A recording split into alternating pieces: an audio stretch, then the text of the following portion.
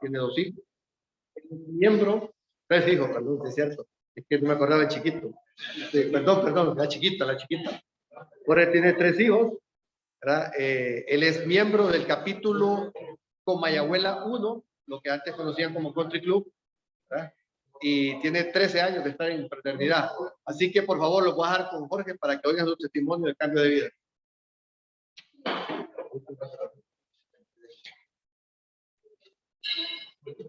Me voy a quitar la mascarilla, está bien. Bueno, buenas tardes a todos. Muchas gracias, Raúl, por la invitación y a los demás de la Junta Directiva. Como Raúl les comentó, pues mi nombre es Jorge Armando Molina Pudot, soy el mayor de 3 hermanos. Nací en Tegucigalpa hace 43 años, creo. No sé si me equivocaré, por ahí.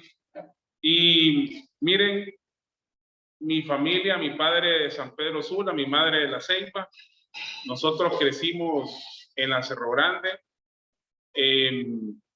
Yo siempre hago mención de que no sé si así serán toda la gente de La Ceiba o por lo menos de los pueblos. Nosotros, mi madre tenía o tiene 11 hermanos y a todos nosotros nacimos como en camadas. Yo tengo primos de mi misma edad, mi hermana tiene primas de su misma edad y mi hermano tiene primos de su misma edad. Entonces, 11 hermanos, un promedio de 3, 4 hijos por hermano, entonces somos como 44 o 50 primos. Las navidades siempre fueron espectaculares en La Ceiba, donde normalmente nosotros íbamos en Navidad, Semana Santa. ¿Qué les puedo decir? Esas fueron las cuestiones de niño, ¿verdad? Yo recuerdo que mi mamá siempre me dijo a mí que uno podría hacer todo lo que se imaginara, que uno podía cumplir todos los sueños y que nosotros podíamos volar como las águilas. Y yo siempre tuve eso en mi cabeza, que sin importar, yo podía cumplir todos mis sueños. Siempre pensé que era mejor que todo el mundo, en la escuela, en el colegio, y eso me dio a mí un sentimiento hasta cierto punto de soberbia, ¿verdad? Nunca fui muy querendón, nunca fui muy agradable, todo lo contrario, mal encarado, grosero, y así fui de niño y así me la llevé, ¿verdad? Miren, yo recuerdo que una vez mi mamá, bueno, eso era lo que decía, pero mi papá, un matemático, mira, me decía, cuando él me miraba así como inflado, me decía, mira, hijo, si vos sos bueno, tenés que demostrarlo, ¿va? Porque no solo se necesita creer que uno es bueno, hay que demostrar que es bueno. Y bueno, así me la llevé yo en esos 2 estilos de pensamiento. Rápidamente les puedo decir, llegué al colegio, estuve en un colegio de corte militar y en ese punto toral de mi vida, yo sí les quiero decir que la economía de la casa había cambiado. Nosotros habíamos estado muy bien, pero en ese punto del colegio estábamos pasando una situación complicada. Y yo tomé una decisión ante las diferencias económicas, pues, que tenía con mis compañeros. Yo dije, dinero no tengo, ¿verdad? Atleta no soy, ¿verdad? Entonces me voy a procurar ser el mejor estudiante para que estos manes me pidan por lo menos las tareas. Y así fue. Traté siempre de ponerme en un lugar donde me pudieran pedir las tareas, los ensayos, y estar ahí para por lo menos esa parte. Así fue. Llegué a la universidad. Mi papá, recuerdo que en aquel momento me dijo, hijo, tenés 5 años para graduarte de ingeniería, lo que vayas a estudiar, tenés 5 años para terminar tu carrera. Después de 5 años, vas solo. Yo recuerdo haberle dicho, mira papá, no me voy a tardar 5, me voy a tardar menos. Entonces, recuerdo yo que en el primer mi primer semestre de la universidad, o el primer año, pasé 10 clases. No, en el primer semestre pasé 3, en el segundo pasé 1, en el último pasé 1, y cuando yo volteé a ver para atrás, en el segundo año yo lo que había pasado era 10 clases. Y yo me puse a pensar y me acordé en aquel momento de aquella frase que había dicho que no me iba a terminar la universidad en 4 años. Y tomé una decisión. En aquel momento tenía un buen amigo de Copán y le dije, mira, yo tengo un problema. Ajá. Yo tengo que terminar la universidad en 5 años. Llevo 2 y no he terminado. No voy en línea. Y él me hizo una pregunta, me dijo, Jorge, ¿vos estás dispuesto a estudiar? Y él le dije que sí, estoy dispuesto. Bueno, te voy a hacer un plan, me dice, para que vos puedas avanzar. Yo tengo 20 años de haber salido de la universidad. En aquel entonces, los que habrán estudiado más o menos en ese entonces, había una posibilidad, el sistema se prestaba para meter requisitos y clases al mismo tiempo. Pues había una falla en el sistema, ¿va? Y quienes revisaban los requisitos normalmente eran los maestros. Entonces le pedían a uno el historial y si había pasado el requisito lo dejaban llevar a clase. Y si no le había pasado, entonces lo mandaban a retirarla. Pero si usted tenía buena forma, podía quedarse, ¿no? Y así hice yo. Empecé a llevar clases y requisitos, a trabajar, a estudiar. Me llegaba a las 7 de la mañana a la universidad y me daban las 8 de la noche, que era la hora que salía mi papá de la universidad, porque él daba clases en la universidad. Y me quedé ahí, de 7 de la mañana a 8 de la noche, estando metido en la biblioteca, tratando de llevar las clases y sacarlas adelante. Miren, para no ser regala la historia, logré recuperar el tiempo. En 5 años estaba saliendo y en mi último año de universidad, estudiando en la casa de uno de mis compañeros,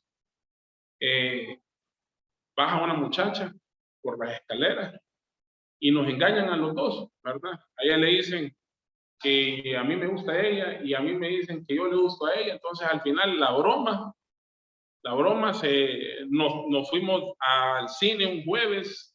En aquellos entonces los jueves eran mitad de precio en el cine, ¿no? Hoy creo que esas ya no existen, esas promociones, martes y jueves.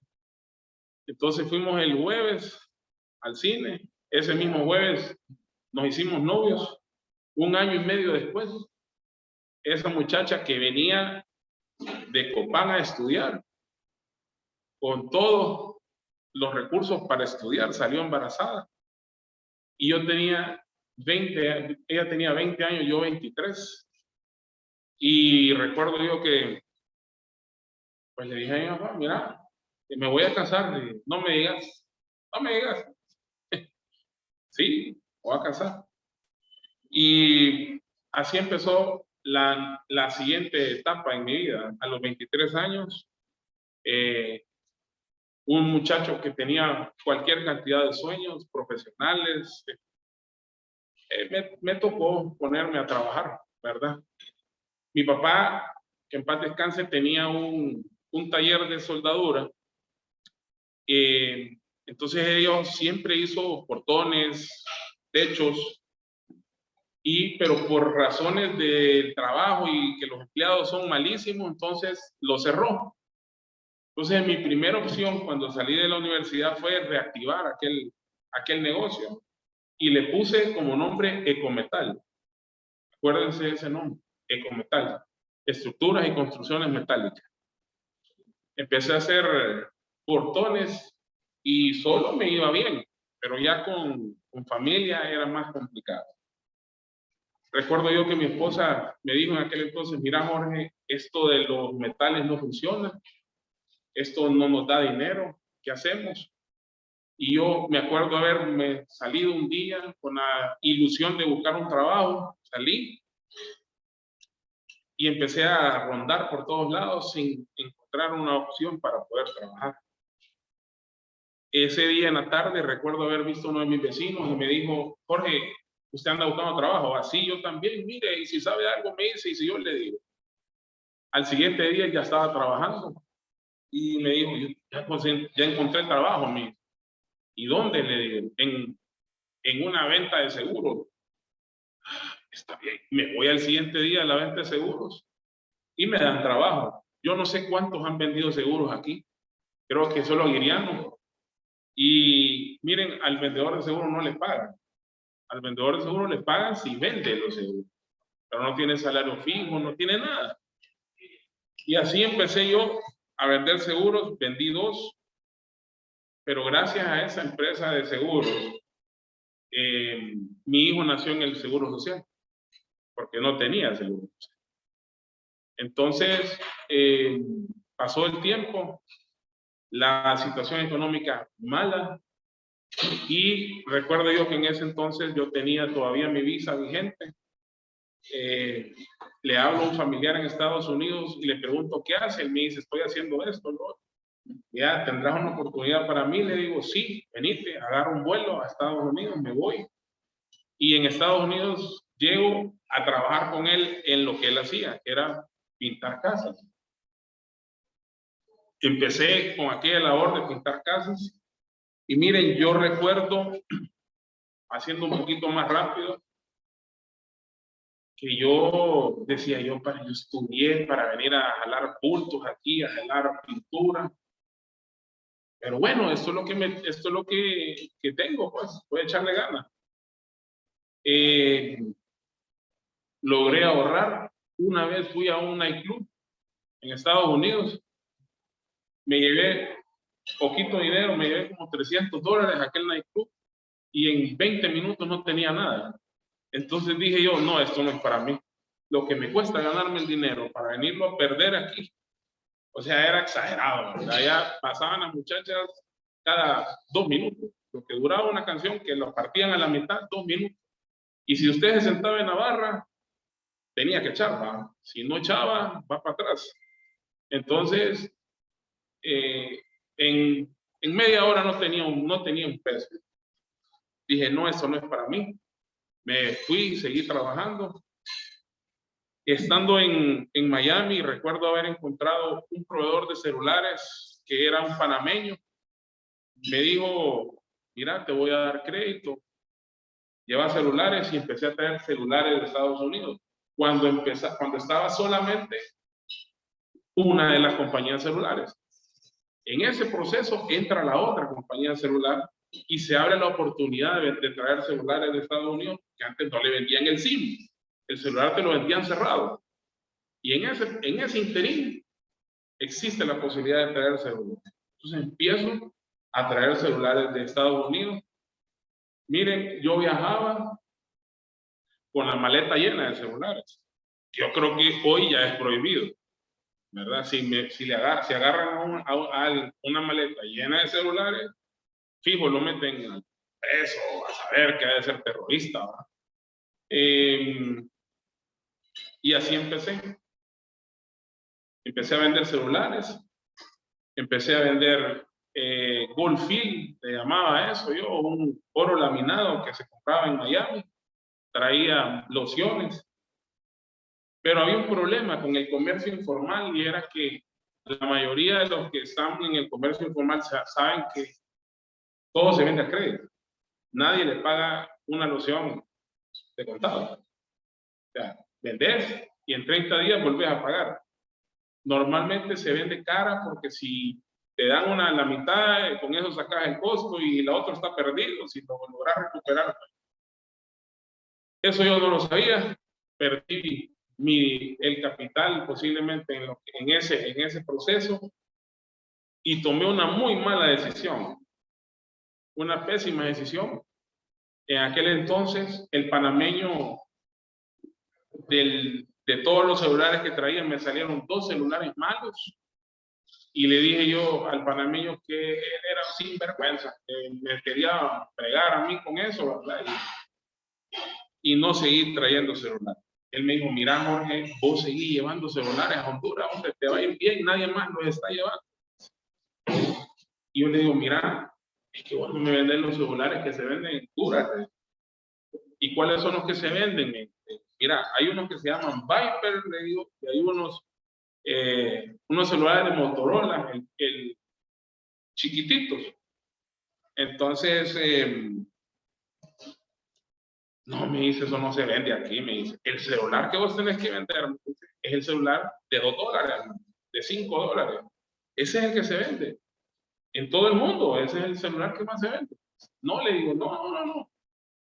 El celular que más se vende es este Motorola chiquitito. Entonces, el Vader. Entonces, no. Miren, yo recuerdo, me pongo a pensar, yo viendo para atrás. Hoy, la mina que yo tenía en aquel entonces, que era tener acceso a celulares de baja gama, pues, pero no fue así. Regresé a Honduras, Dios quiso que empezara a trabajar en una empresa de consumo masivo. Empecé a trabajar en una empresa de snacks. El primer trabajo que me dieron fue vender churros en la calle. Las ofertas que miran en los semáforos. Y me acuerdo yo que a mi papá le llegaron a decir que yo estaba en un semáforo vendiendo churros. Y entonces me llamó en la tarde, no había celulares. No teníamos celulares nosotros. Me fue a visitar y me dijo, Jorge, me dice, tengo que hacerte una pregunta. ¿Vos estudiaste algo? Me dijo, sí, ingeniería industrial. ¿Te graduaste? Sí. ¿Y qué haces en el semáforo vendiendo churros? Mira, le digo, fíjate que esta fue la labor que me dieron esta semana y aquí estoy, le digo. Pero gracias a esa venta de churros en la calle, llevo comida a mi casa. Mis hijos, porque ya teníamos 2, mis hijos tienen leche. Y yo estoy feliz con mi trabajo. Quemado, sí, pero feliz. Y así fue. Se dio la oportunidad de que me movieran a Danlí. Me moví a Danlí. En Danlí tuvimos un accidente. Nos agarró un bus. Me regresaron a Tegucigalpa. Al año y medio me ofrecen una posibilidad de trabajar en una gerencia de una empresa ya un poco más grande y me ofrecen el doble del sueldo de lo que ganaba en aquella empresa de churros. Entonces yo dije, ay, hoy sí ya voy a salir adelante, este es mi proceso. Y empecé a atender los mercados de Mayagüela, atendía todo lo que eran los mercados, desde Ciguatepeque para abajo. Entonces, Mercado Belén, el mercado de la primera y segunda avenida de Mayagüela, iba a Ciguatepeque, Choluteca, Olancho. Y miren, yo recuerdo que la primera semana que yo estuve en aquella empresa, me invitaron a comer a Criollos, creo que así se llamaba un restaurante viejo.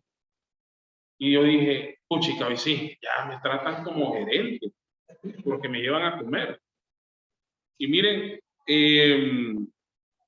la soberbia, de aquella soberbia que yo les hablaba, falta de humildad, el creer que uno las puede, hizo que en 8 meses estuviera fuera de vuelta.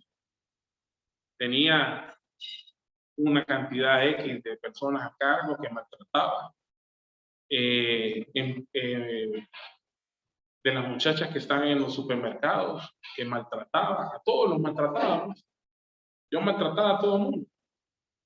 Y cuando usted maltrata a todo el mundo, más tarde que temprano se la devuelven. Y a mí me la devolvieron a los 8 meses. Entonces, salí de aquella empresa. Un noviembre, es horrible quedarse sin trabajo en noviembre. Les voy a decir, es horrible, no se lo deseo a nadie, porque después de noviembre sigue diciembre. Y en diciembre hay que comprar cena, regalos y todo lo que uno ya sabe. Pero si usted no tiene trabajo, es horrible. Pero mire, dentro de todo y todo, la persona de recursos humanos en aquel entonces me había dicho, ella sabía que había dejado mi trabajo y me dijo, mire, yo tengo una gran pena. Le voy a mandar mi currículum de mi correo a una empresa. Y de aquella empresa me hablaron. Yo ya había sido supervisor, ya había sido gerente de ventas Y en el proceso que yo llevaba, yo decía que iba a ser gerente general de algo, ¿verdad? Porque yo iba en ese camino.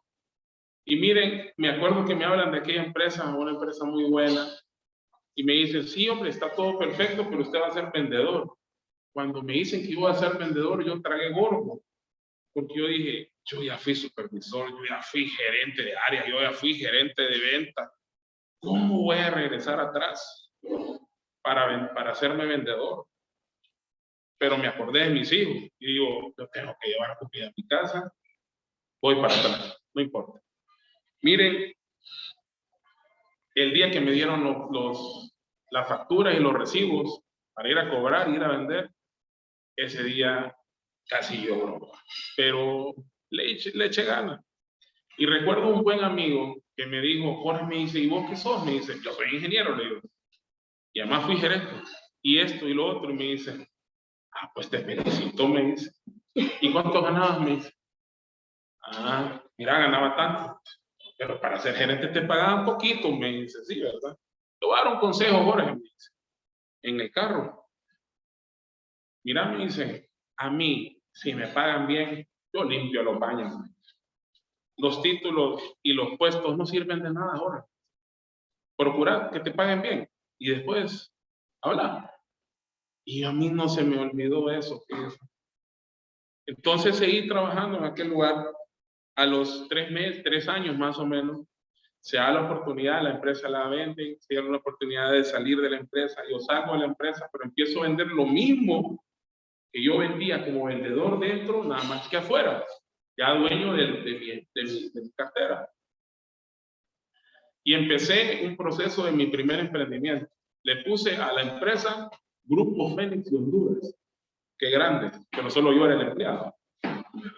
Grupo Fénix de Honduras, yo era el único empleado de aquella empresa, pero se miraba rimbombante, ¿no?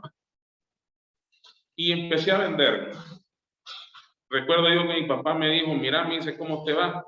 Me va bien, le digo, porque realmente no me iba mal. ¿Y cuál es el problema que tenés entonces? No tengo ningún problema, tengo un problema, le digo. ¿Cuál es el problema? Que tengo un cliente que me pide dinero cuando me va a sacar un cheque. Ay, es del gobierno. No, le digo, es de la empresa privada. Entonces entendí. Mira, me dice, ¿seguro que es empresa privada? Sí, en la empresa privada también hay corrupción, ¿verdad? Y ese cliente que yo tenía, la secretaria, me pedía un porcentaje para sacarme el cheque a los 30 días. Si no le daba, me lo sacaba a los 45, a los 60, y yo compraba con tarjeta de crédito. Entonces, a fuerza tenía que pagar. Entonces, así, digo, mira, Jorge, me dice, mira, hijo, eso no es de hijos de Dios, me dice, estar pagando para que te den, paguen. ¿Y qué hago entonces? Si le dejo de vender, si le dejo de pagar, no me va a comprar, le digo. Y si no me compra, este negocio no funciona, porque es el cliente que más me compra, le digo. ¿Qué hago? Mira, no sé, pero vamos a hacer una cosa. Llegate el martes a una reunión, hay un montón de hombres de negocios y ahí vas a encontrar la solución. Y le digo, mira, papá, le digo, ¿hay ingenieros ahí? Le digo, sí, me dice, hay uno. ¿Y arquitectos?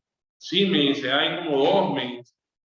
Ah, ¿y están construyendo? Sí, todos construyen, me dice. Ah, está bueno. Entonces me dejo ir yo a aquellas reuniones en Cebollines con el estado de precios, con una calculadora, a esperar el momento en que terminara el almuerzo para ir a hacer negocios. Y se para un personaje en aquel entonces y empieza a contar su vida, cómo era su vida antes. La diferencia de aquel era bolo, drogo y mujeriego. Y yo, y le iba bien, Dios lo había perdonado. Y le iba bien en el negocio. Yo dije, bolo, drogo, mujeriego, Dios lo bendice, le va bien. Y yo no bebo, no me drogo, y no engaño a mi mujer, y estoy casi quebrado.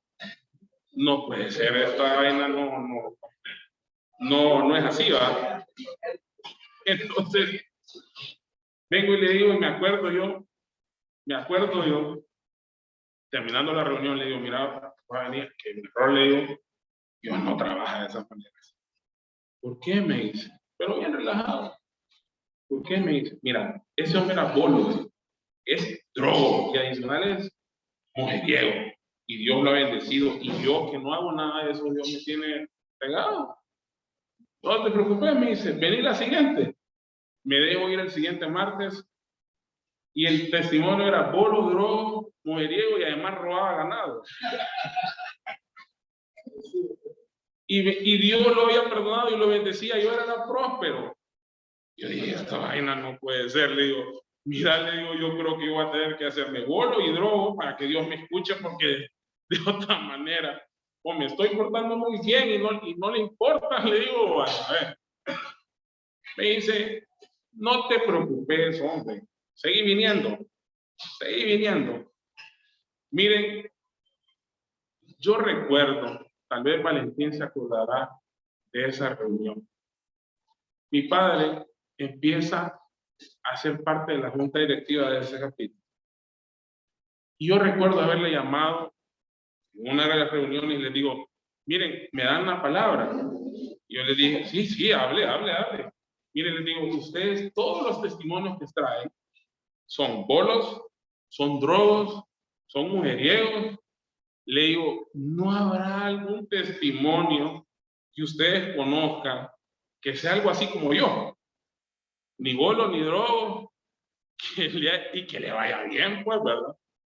Y miren, yo recuerdo que estos hombres me quedaron viendo así, directo, a la cara, y me dicen, algún día vas a aprender. Miren, mi papá, que se había declarado sano en el nombre de Jesús, y se había dejado de tomar sus pastillas, porque él creyó que Dios lo iba a sanar, que al final Dios lo sanó, ¿verdad? De otras cosas, pero no de la enfermedad que tenía. Jugando basquetbol le da una embolia, una cosa en el cerebro fulminante. Y a mí me llaman, yo me estoy bañando y me dicen, mira, Jorge, ponele que tu papá se desmayó en la cancha, salgo corriendo, me pongo una calzoneta, salgo corriendo, llego a aquel lugar a recogerlo para llevarlo al hospital y lo que me encuentro es a los bomberos, a los bomberos, a un agente de un policía. Cuando decimos agarrarlo, me dicen, no lo toque, que él ya falleció, tenemos que esperar que venga medicina forense. Miren, yo había estado platicando con mi papá el domingo, yo no creía en lo que estábamos viviendo, mi mamá estaba en España, y recuerdo que empezamos en un proceso terrible, ¿verdad? Y voy a hacer mención de esto porque yo no lo he contado nunca, pero así fue. Miren, cuando mi papá fallece, Valentín llega a la funeraria, pero estábamos en la funeraria equivocada. Mi cerebro no funcionaba, así de simple, no funcionaba. A mí me decían, tiene que pagar esto, tiene que pagar lo otro, tiene que pagar aquí, y yo no entendía lo que me estaban diciendo. Entonces, yo recuerdo que este hombre vino y me dijo, mira, ¿andas una tarjeta de crédito? Sí, préstamela. Aquí está. Ok, sentate allá. ¿Qué es lo que hay que pagar? Tanto, pum, pum. Y pagó. Yo no sé si de más o de menos, pero así pagó. Y después sucedieron otras cosas, pero nosotros entramos en ese proceso. Miren, yo quiero decirles que yo estaba acostumbrado a escuchar aquel tipo de testimonios y siempre pararme donde están o sentarme donde están ustedes y juzgar a la persona que estaba sentada. Y vino un hombre y dijo, miren, yo resucité a una persona en un bus, se murió, oré por él y resucitó. Yo dije, ahí sí, o sea que el culpable soy yo, porque yo llegué a la cancha, no oré por mi papá, entonces no resucitó. Y como yo he venido aquí los martes a criticar a todo el mundo, entonces el clavo es mío. Yo no oré por mi papá muerto, lo hubiera resucitado. Y así me la llevé 3 meses más. Vino un hombre de Ceiba, que no lo olvido, con lanza. Yo no aguanté más. Y le dije, mire, yo no aguanto. ¿Qué pasa? Mi papá falleció, le digo, y es un hombre de Dios. Y aquí vienen un montón de léperos, y se paran y Dios los acuerpa. Y a mi papá no le dio. Entonces me dice, ay, me dice, vos sos el hijo del presidente que murió, ¿va? Sí, ¿cuánto lo siento? ¿Cuánto lo siento? Ahora te voy a decir una cosa, me dice. Dios es Dios, Él es supremo y Él decide. Ni vos, ni yo, ni nadie tiene por qué decidir qué va a hacer Dios. Ahora te voy a dar un consejo. Quédate aquí, porque aquí vas a encontrar las respuestas de tu vida. ¡Bum, bum! Miren, esa era la oración que yo necesitaba en aquel momento, porque yo andaba una roca en la cabeza, y al final aquel hombre simple me puso los pies sobre la tierra, y me dijo que yo dejara de estar juzgando a Dios y juzgando a los demás. Así empecé. Dios en su infinita misericordia me dio un trabajo, el negocio fracasó, me dio un trabajo, me volvió a poner en el negocio de la venta de material de construcción y empecé de vuelta a trabajar, un negocio fallido, y Dios me dio la oportunidad de empezar a trabajar de vuelta, que era lo que yo necesitaba. Yo todo lo que le preguntaba, yo todo lo que hacía le preguntaba a mi papá, y yo no tenía padre en aquel entonces, ¿a quién le podía preguntar? Entonces me dio la oportunidad de trabajar con una familia muy buena, muy buena, muy buena. Y yo empecé a trabajar en aquella empresa, me dieron la oportunidad de ser gerente de aquella empresa, y aquel hombre, que era un empresario muy bueno, muy cariñoso, muy buena persona, yo viajaba con él, nos sentábamos con él, platicábamos, almorzábamos, y empecé a recibir educación de ellos. No solamente me pagaban, sino me empecé a educar y seguía viniendo a la fraternidad. Miren, y eso es lo que yo necesitaba. Yo no tenía papá en aquel entonces, y yo, sin querer queriendo, andaba buscando papá, ¿verdad? Entonces, 3 años después, más o menos, no, 5 años después de aquella cuestión, empiezo yo a querer emprender mi primer negocio. Entonces, a querer emprender por segunda vez. Y me abren las puertas de una empresa en El Salvador. Empiezo con el dinero de mis prestaciones a traer producto de El Salvador. Empiezo a comprar lo mismo que yo hacía. Lo mismito, vender y comprar varilla. Vender y comprar acero. Y empiezo a trabajar con las dificultades del caso. De todos los proveedores que yo tenía y que yo atendí, y que me llevaban a comer y que me llevaban a los hoteles y que nos echamos una cervecita y aquella cosa bonita, de todos los proveedores que yo tenía, cuando yo salgo de aquel empleo, solo me quedó un amigo. Uno. Y yo llamaba y no me contestaban. Y yo tocaba la puerta y ya no me abrían. Yo dije, ¿y no era yo el que más quería? No, no era a mí el que querían, era el puesto que tenía, era el que quería. Entender eso es bien difícil. Porque mucha gente no lo quiere a uno por lo que es, mucha gente lo quiere a uno por lo que puede conseguir. Y al final fue duro, pero así fue. Empecé a trabajar, nos empezó a ir bien. Miren, empezamos a crecer en el negocio, pero en mi cabeza, solo yo podía hacer las cosas. Dios mi esposa trabajaba en la Secretaría de Seguridad, y yo recuerdo que yo recibí una voz del Señor que decía, saca a tu esposa de allá y la pones a trabajar con vos. Saca a tu esposa de allá y la pones a trabajar con vos. Y yo necio, yo, mira, si a duras penas podemos compartir 1 hora con la doña, ya te imaginas trabajando 8 horas todos los días, nos subimos en el carro y 8 horas caminando. No, yo no puedo, Señor, yo no tengo esa capacidad y esa paciencia.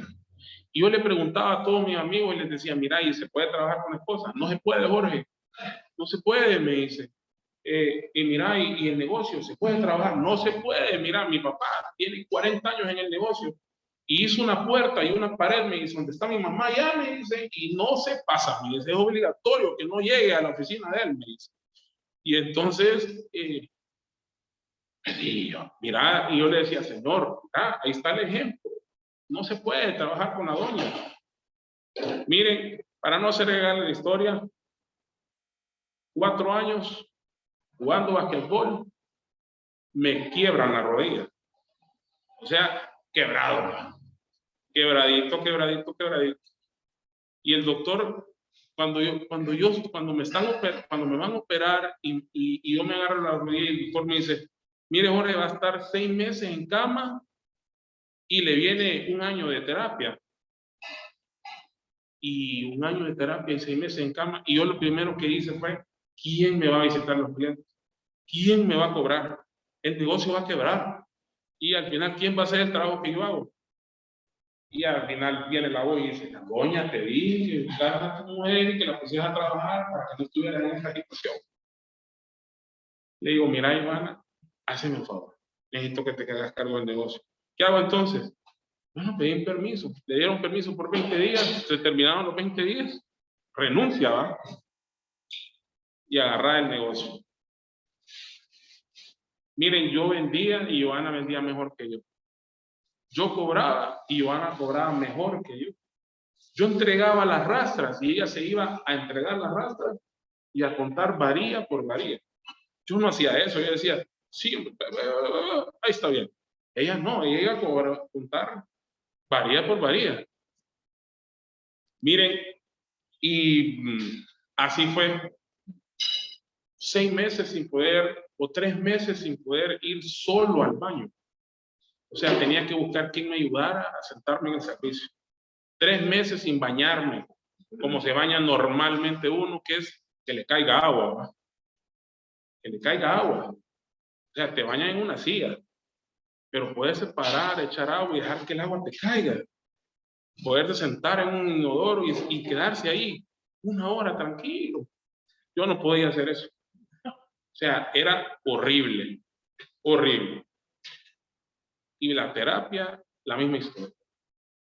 Miren, yo cuando me pude bañar la primera vez, que me pude parar con el andador y que me cayera el agua, yo le di gracias a Dios por poderme bañar. Cuando me pude limpiar solo, le di gracias a Dios otra vez. Porque horrible que tú no tengas necesidad que le ayuden hasta eso. Entonces, miren, seguimos adelante con los mismos conflictos. Uno es desagradecido, es la realidad. La señora le ayuda a la doña y al final uno, cuando ella empieza a caminar, ya se empieza a bañar, a uno se le olvida que le ayudaron a toda esa vaina y vuelve a hacer el mismo patanesco de siempre. Recuerdo una vez que me encontré a Dionisio en el mall y mi esposa le pasó por enfrente así y le dice, ¿qué le hiciste? O sea, es que la mujer, no, hombre, si es una mujer educada, me dice, mira cómo va. Y iba hecho furiosa, ¿va? Y entonces, miren, así fue, así llevamos. Dios nos dio la oportunidad de ir a un seminario de Sael de parejas. Aún yo creía que todo lo hacía bien. No me daba cuenta que era un ogro en mi casa. Mis hijos, a pesar de estar en esta fraternidad y a pesar de estar acá, maltrataba a mi esposa, maltrataba a mis hijos, les exigía cosas que se salían de sus manos.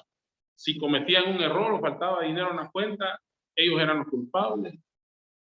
Y llego a aquel Sahel y me doy cuenta de todas esas cosas, que el problema soy yo. que no tengo amor, que yo que no tengo forma de tratar a las personas.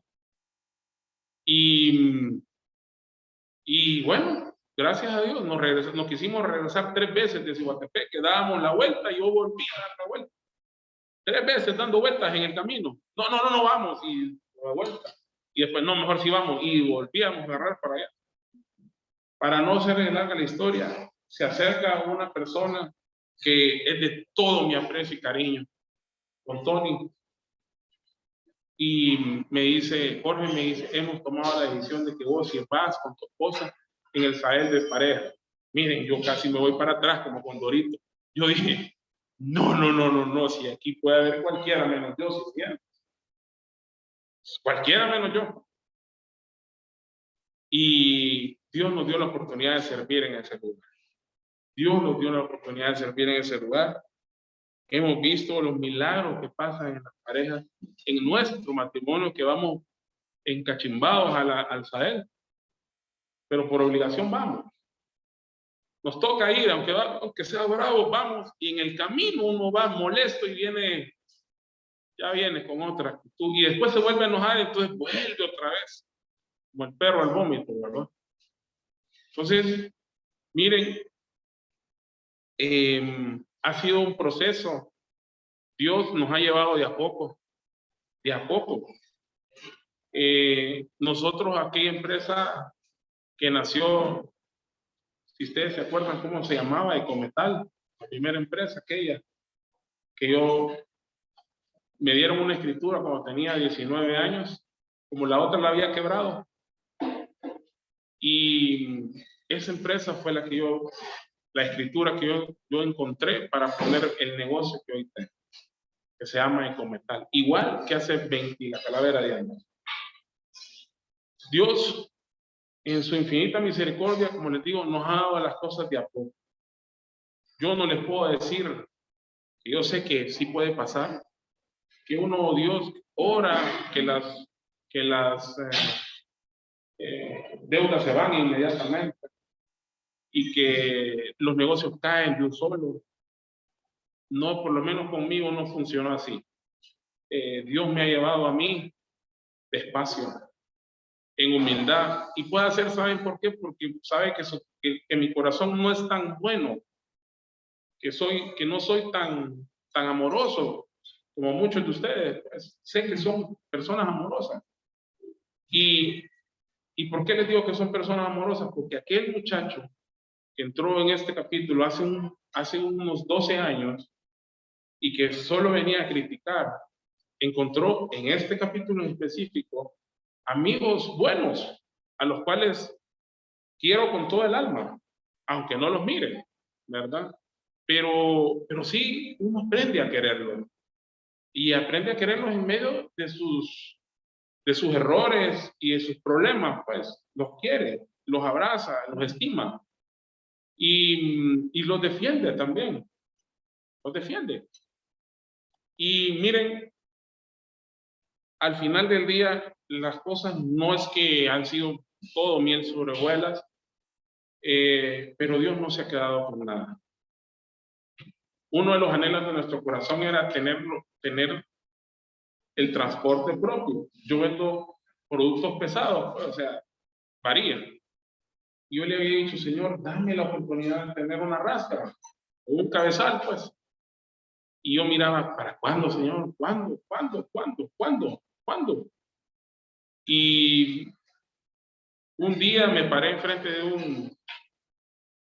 un local aquí por Villanueva y vi un cabezal negro bonito. Y me dijo, este es el día, será, Señor. Voy a probar. Y entré en aquel lugar, hablé con el Señor y me dijo, sí, hombre, lléveselo. ¿Y cuánto le doy? Hombre, lléveselo, pruébelo, llévelo. Y ahí miramos, cuando usted lo pruebe, lo lleve y lo corra. Lo llevé, lo probé, lo corrí y yo lo miré bueno. Pero tengo el dinero, yo creo que no lo tengo, pero hablo, mirad, ¿cuánto tengo en la cuenta? Tanto. Dámelo, le digo, se lo voy a transferírselo a este señor. Y ya se lo transferimos. Creo que era la mitad o la tercera parte de lo que costaba aquel carro. Deme tanto, me dice, y ahí me lo va pagando, y ahí Se lo di y después, cuando menos me acuerdo, le di la otra parte y sin darme cuenta, le pagué el cabezal. Sin darme cuenta. Si usted, ¿cómo hiciste? No tengo ni idea, pero de que se pagó, se pagó. Entonces, se le entra a uno a la espina, ¿va? Pero si compré uno, puedo comprar dos, ¿va?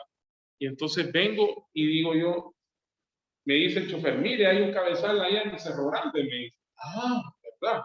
A verlo, me dice. Lo fui a ver y le digo al dueño del cabezal, mire, está bonito el cabezal. Era una porquería. Una porquería. Pero a mí me gustó. Entonces, me dice, deje un depósito. ¿De cuánto? No importa, usted déjenlo. 20,000 pesos lo va a dar de depósito. Le dejo el depósito y le empiezo a pagar así, miren, centaviado. Y lo pagué.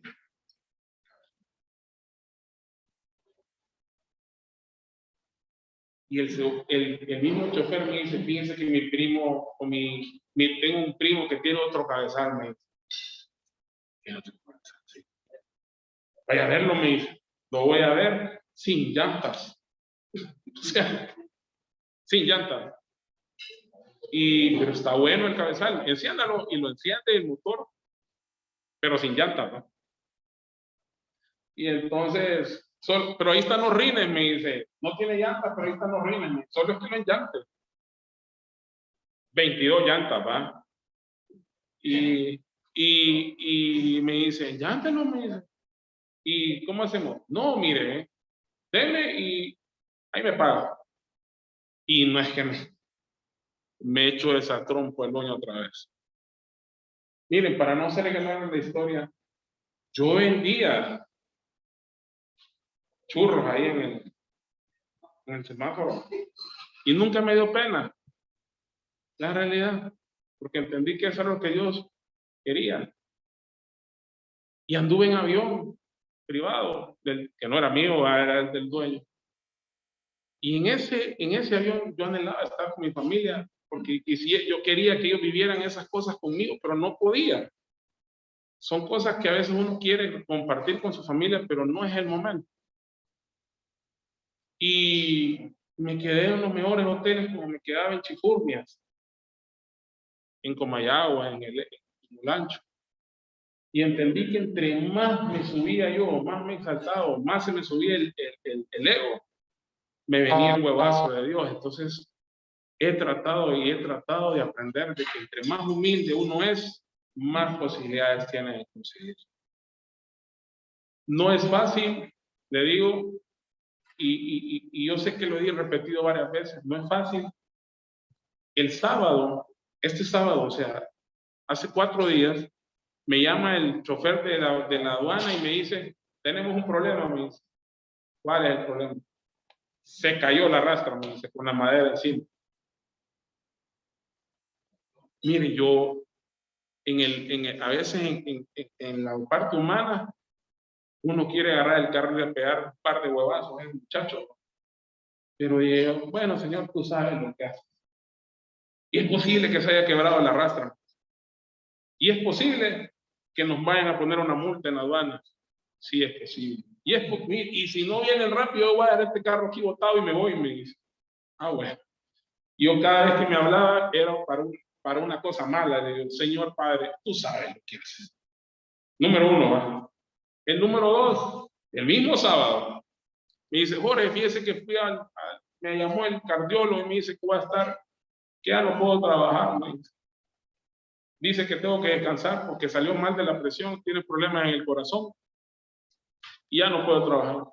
Si usted quiere, búsquese otro motorista, me dice. No ha llegado ni a las 12 y ya se cayó una rastra en la aduana. El otro me dice que no va a trabajar. Ahora el tercero lo miro, mire, tenemos un problema, otro problema, le digo, sí, ¿cuál? Salí con una bacteria en el estómago, me dice, no aguanto y no sé si voy a poder hacer los viajes. Yo digo, bueno, Señor, yo me acordé de Job. Si Job perdió todo en un día, digo yo, Señor Padre Santo, tú en tu infinita misericordia sabes por qué pasan estas cosas. Toma tú el control. Tú sabrás. El golpe, el primero, de la aduana, que yo no sabía cómo iba a resolver. No es lo mismo resolver un problema aquí que un problema en otro país, ¿verdad?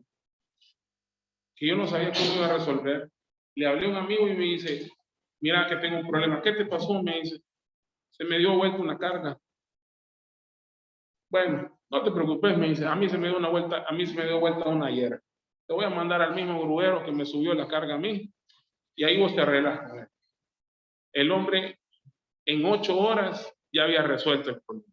Levantó la grúa, levantó la rastra, le metió el... ya se fue, ya viene de regreso la rastra. Aquel señor que estaba con problemas en el corazón, efectivamente sigue con problemas en su corazón. Y le dice, Señor, que Dios lo bendiga, lo guarde, Dios quiera que todo le salga bien. Si yo tengo una oportunidad, usted sabe que yo estoy. Pero el lunes estaba el reemplazo ahí, ya anda haciendo su viaje. Y aquel señor que yo creo que tenía el mismo problema que tenía Pedro, porque lo primero que se me ocurrió, este man se va a morir en un día, va, por la bacteria, saber qué bacteria será. Me dice, mire, no fue nada, me dice, ya me dieron una pastillita, yo el lunes voy a hacerla a esta. Y de esa manera trabaja el Señor, por lo menos en mi caso. Yo les puedo decir que sin importar, ya estamos cortos. Miren, sin importar la situación que uno esté viviendo, sin importar si usted tiene trabajo, si no tiene, si tiene mucho, tiene poco, si hay comida en su alacena o no hay. En medio de todas esas cosas, Dios siempre tiene el control. Y lo importante es, en medio de lo que uno está, ser agradecido. Porque hay veces que son pruebas que el enemigo y Dios mismo a veces nos pone para saber si tenemos los ojos puestos en el pescado, en la bendición o el que trae la bendición. ¿Fue uno de los anhelos de mi corazón tener el equipo? Sí. Se los digo sinceramente, sí. Pero ¿y si no están? ¿Y si algún día lo quitan? ¿Y si el otro? ¿Qué voy a hacer? ¿Me voy a cambiar voy a tirar al abandono? Yo creo que no. Dios sabrá lo que hace. Aquellos proveedores que en algún momento no nos abrieron las puertas, después las terminaron abriendo, ¿verdad? Aquel negocio pequeñito hoy va creciendo despacio, despacio. Cerramos en Comayagüela, no hubo oportunidad, la pandemia nos cerró, pero cerró Comayagüela y abrimos en Talanga, ¿verdad? Y posiblemente vamos a abrir en Guaymaca. Y mi sueño, y lo declaro, como una vez lo declaré que yo iba a ser un vendedor de acero, es que yo voy a tener tiendas en Honduras de lo mismo que yo vendo. Espero que Dios mire mi corazón y sea una realidad. Pero mientras tanto, estoy aprendiendo a disfrutar el camino, que es un camino largo, que es un camino que no voy corriendo a toda velocidad, voy despacio, mis hijos están bien. Y el último regalo, miren, mi hijo mayor tiene 18 años, mi hija que le sigue tiene 17. Y en un salón de parejas, una mujer vino y le dijo, dice el Señor que vas a tener un hijo más, le dijo a mi esposa. Y ella vino y agarró corriendo, se fue corriendo. No, y salió corriendo para allá. Ni Dios lo quiera, y se fue corriendo. Y entonces le dijo, ya te di la palabra, no te preocupes. Le dice, ya, te va a cumplir. Yo tengo 43 años. Mi hijo tiene 18, la otra tiene 17 y se nos quemó la casa. Entonces, cuando se nos quema la casa, yo regreso a la casa de mi madre a vivir. Y en la casa de mi madre, estando en la casa de mi madre y arreglando todos los problemas que teníamos con mi mamá, con mis hermanas, con todo, vamos a un salón de pareja, le dan esa palabra y miren, creo que haber pasado tal vez, no sé si 6 meses, 1 año. Me dice Joana, mira, me dice, tenemos un problema. ¿Qué pasó? Yo creo que estoy embarazada. Me dice. ¿Ah? ¿Cómo? Le digo, sí, yo creo que estoy embarazada. ¿Asegura? Le digo, sí. Sí, yo creo que soy. Bendito sea el Señor. Le digo. Dios sabe lo que hace. Miren, mi hija ha sido un regalo de Dios. De todo lo que Dios nos ha dado en los últimos tiempos, yo les puedo asegurar que esa niña que hoy tiene 2 años ha sido un regalo de Dios.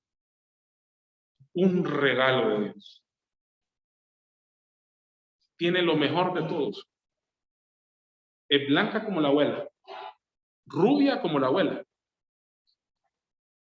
Tiene la salud que no tenían aquellos dos. Tiene un corazón y una chispa que yo les puedo decir, mis dos hijos mayores no eran así. Y la llevamos donde el mismo pediatra de nuestros hijos, cuando nos llega y dice, y esta niña es la de nosotros. Seguro que no es nieta, nos dice, sí, es de nosotros. Le digo. Miren, uy, me dice, pero ¿y si les quedó buena la fresa? Me dice, la fresa del pastel. Saludable, bendecida. Ha sido una experiencia, como le digo, maravillosa para nosotros. La llevamos a darla todas las vueltas. Tiene 2 años, pero todas las vueltas se va con nosotros. Si hay que ir a Talanga, se va. Si hay que ir al súper, se va. A donde vayamos, se va con nosotros. Y entendimos que ese era el regalo de Dios para nosotros con Joana, aquella niña que iba a quedar con nosotros hasta que en nuestra vejez, digo yo, ¿verdad? Miren, sin importar cuál es su problema hoy, como les digo, si es de trabajo, es simple. Póngalo ahí en las papeletas. Si es de salud, es simple, también póngalo. Si es un problema de parejas o de relaciones, simple, póngalo. Dios tiene la capacidad de arreglar hasta las cosas más simples o más difíciles que ustedes y que nosotros tengamos. Ahora sí le voy a decir una cosa. Créanme, aún en las cosas más superfluas, pregúntele a Dios qué camisa quiere que se ponga ese día, cuál me pongo, qué zapatos me pongo, cómo querés que me vaya, y le aseguro que le va a responder. Quiero que te pongas la camisa azul con el saco este, con la otra este. Por alguna razón, algo va a sacar ustedes, pero pregúntele al Señor. Y sin importar lo difícil que usted lo mire, lo complicado que le parezca, hay un Dios que está esperando que usted le pregunte qué hacer. Y cuando le pregunte qué hacer y le responda, hágale caso. No sea como yo con la rodilla. Hágale caso. Y créame que le va a responder. Miren, hay una razón bien corta, pero que tiene mucho poder. Y yo les quiero pedir, con todo el respeto que ustedes se merecen, que me acompañen en esa oración. Si lo quieren repetir en voz alta, lo hacen. Si lo quieren hacer en su corazón, háganlo, pero cierren sus ojos y piden al Señor en esta noche, o en esta tarde, perdón, que escuche esa oración que vamos a hacer en este momento. Señor Jesús, en esta tarde, yo reconozco que soy pecador, pero hoy vengo y te pido perdón. Te pido, Señor, que inscribas mi nombre en el libro de la vida y que no lo borres jamás. Gracias, Señor, por darme a Jesucristo, tu Hijo. Y gracias, Jesucristo, por darme el Espíritu Santo. En el nombre de Jesús. Amén. Muchas gracias. Este es mi testimonio para honra y gloria del Señor.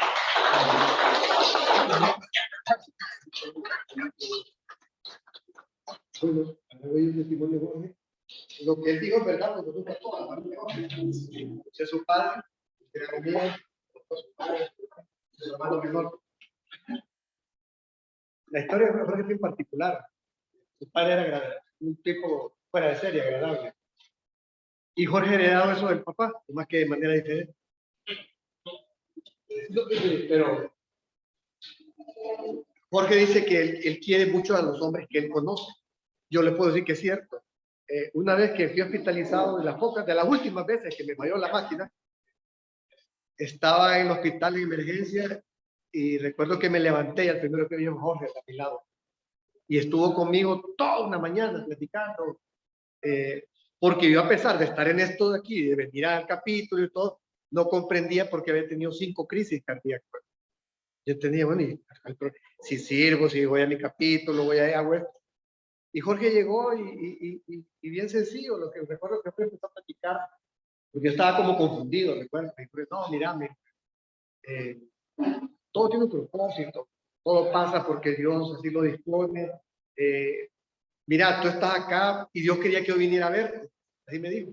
No se me olvida de que fue.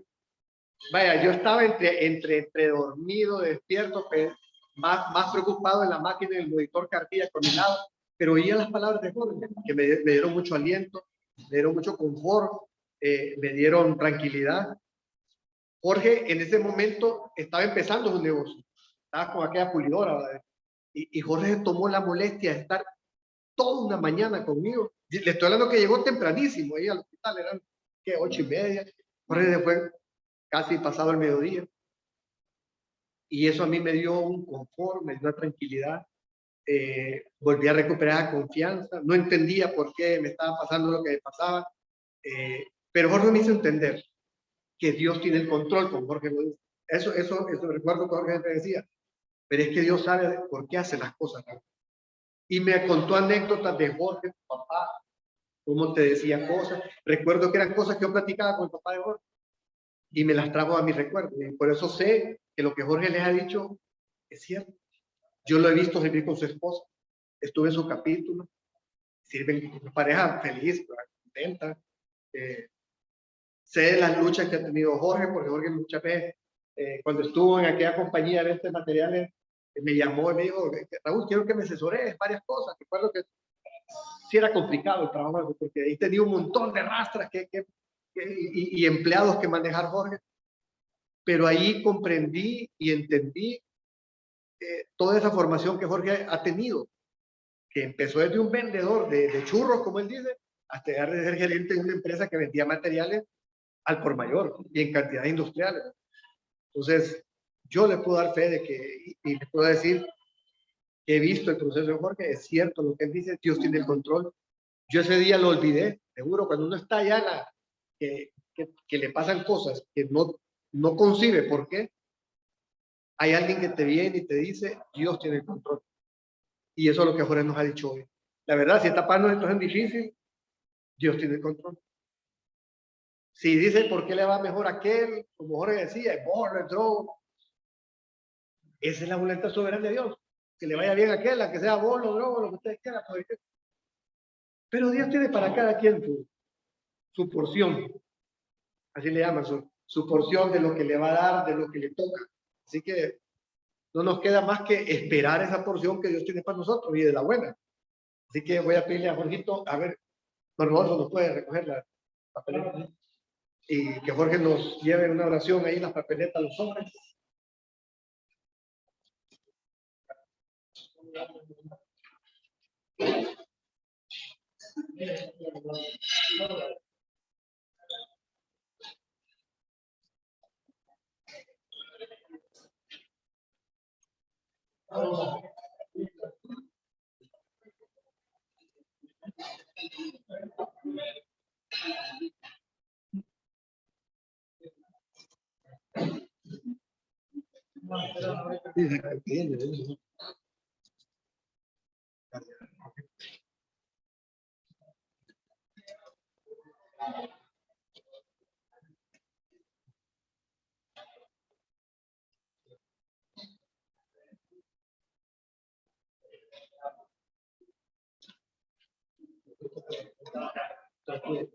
Gracias.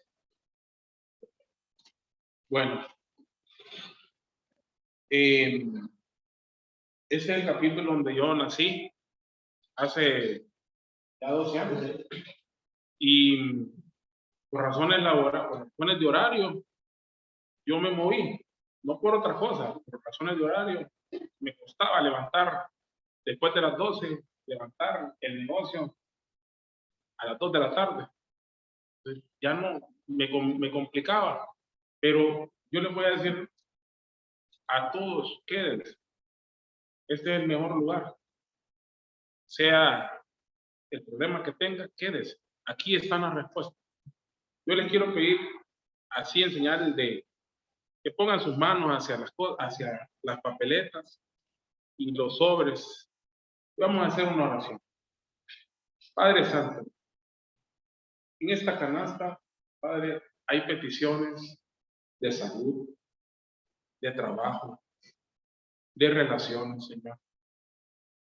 Hay sueños, Señor, hay necesidades, hay deseos, hay cosas que son imposibles para nosotros, pero para ti son un chasquido, Señor. Yo te pido en el nombre de Jesús que en tu tiempo y a tu forma, Señor, contestes cada una de estas peticiones. Padre, y también en esos sobres está el fruto del trabajo de todas las personas que están. Hay quienes ponen lo que tienen, Señor, y hay quienes ponen más de lo que pueden.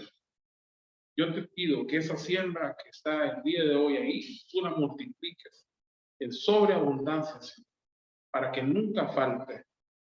Padre, bendice este capítulo, Señor, que es una de mucha gente, Señor, de todo, muchas personas, Señor, que te aman, que te sirven, que te creen, Señor. Bendice este lugar, Señor, que abre sus puertas para que tu palabra y tu mensaje llegues. Y bendice a todas las personas que están a nuestro alrededor, a nuestros hijos, a nuestros padres, Señor, nuestras esposas, nuestros empleados, y a todos los que están arriba, a un lado, abajo de nosotros, Señor, para que la bendición llegue a cada uno de ellos. Te damos gracias porque eres bueno, porque eterno es tu misericordia. En nombre de Jesús. Amén.